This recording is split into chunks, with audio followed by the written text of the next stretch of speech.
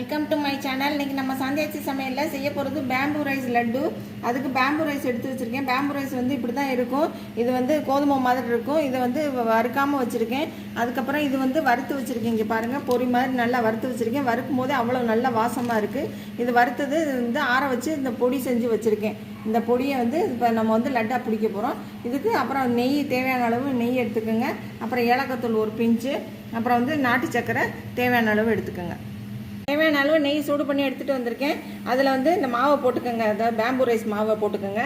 அப்புறம் சர்க்கரை, அப்புறம் ஏலக்காய் தூள். இப்போ இதை போட்டு கை போட்டு கிண்டிடாங்க. கரண்டி போட்டு இந்த மாதிரி கிண்டிக்கிட்டு இப்போ காமிக்கிறேன். இதை இப்போ கை பொறுக்கிற சூட்டில் இதை எடுத்து பிடிச்சிக்கோங்க. ஆறி போச்சுன்னா பிடிக்க வராது. அப்புறம் இது இப்போ மாவை சளிச்சுக்கணும். நம்ம இப்போ பவுடர் ஆக்கும் போது மாவை சளிச்சுக்கணும். நான் இப்போ பிடிச்சி வச்சுட்டு நான் இதில் காமிக்கிறேன். டிஸ்பிளேல வச்சுட்டு காமிக்கிறேன். இப்போ நம்மளோட பேம்பு ரைஸ் லட்டு ரெடி ஆயிடுச்சு. அதாவது மூங்கில் அரிசி லட்டு எல்லாருக்கும்